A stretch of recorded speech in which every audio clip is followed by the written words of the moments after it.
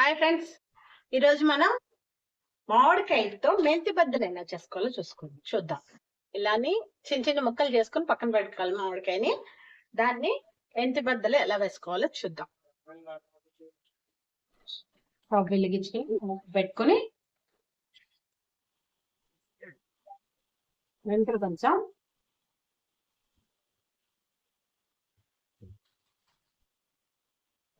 ఆవాలు కొంచెం,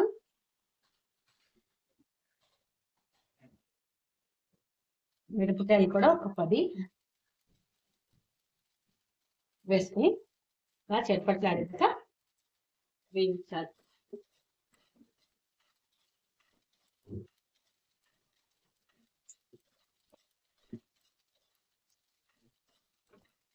వేగిపోయింది, అది పక్కన పెట్టుకుంది.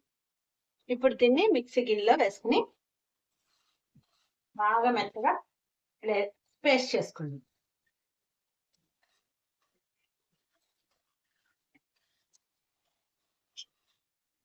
దీంట్లో ఉప్పు కూడా వేయాలి, రాళ్ళు ఉప్పు తగినంత. ఇలా మెత్తగా బాగా చేసి ఇప్పుడు మళ్ళీ స్టవ్ వెలిగించుకొని మూకుడు పెట్టుకుని మళ్ళీ నూనె వేసుకుందాం. దీంట్లో కొంచెం నూనె వేసుకుందాం.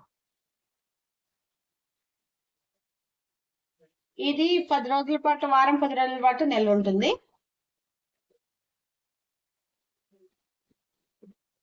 ఇదిగో మెత్తగా గుండ చేసి పక్కన పెట్టుకున్నాను.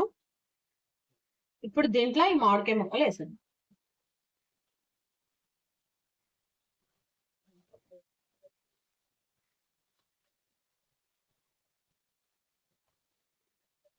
వేసేసి ఒకసారి ఈ వేడిలో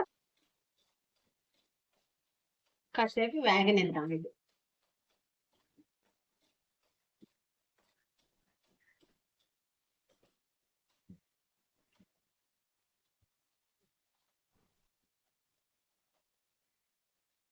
ఎర్రగా వేయకూడదు, కొంచెం మెత్తబడితే చాలు. ఇలా మెత్తబడింది కొంచెం తెలిసిపోతుంది మీకు ముక్క ఇలా అయ్యిందని. నూనెలో బాగా వేగుతుంది కదా.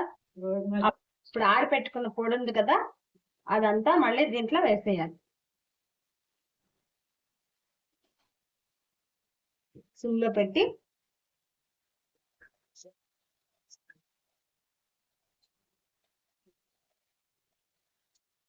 మెంతులు, ఆవాలు, మిరపకాయలు ఆడామన్నమాట.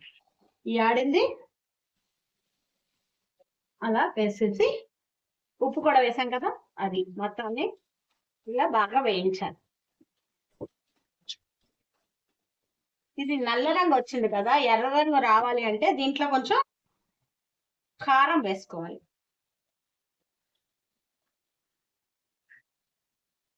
ఇప్పుడు రంగు మారుతుంది. మీ దీన్ని బట్టి కారం కూడా వేసుకోవాలి. మన ముక్కల్ని బట్టి కారం వేసుకోవాలి. చూడండి, కారం వేసాక కాసేపటి కట్టేయాలి. మళ్ళీ నల్లగా మాడిపోతుంది కారం, అందుకోసం కట్టేసి ఆ వేడి మీద పచ్చిపోతుంది అన్నమాట. పచ్చికారం అంతే. మెంతి ఇదే అయిపోయింది. చల్లారిన తర్వాత ఒక బాక్స్ లో తీసుకోవాలి. ఈ సీసాలోకి తీసుకుని పక్కన వేసుకుంటే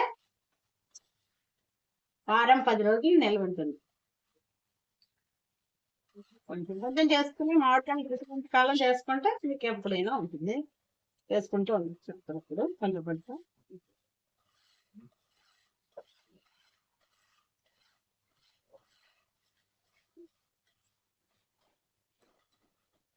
ఓకేనా ఫ్రెండ్స్, ఈ వీడియో కనుక మీకు నచ్చినట్లయితే లైక్ చేయండి, షేర్ చేయండి, కమెంట్ చేయండి, సబ్స్క్రైబ్ చేసుకోవడం మాత్రం మర్చిపోకండి. Thank you for watching. Bye.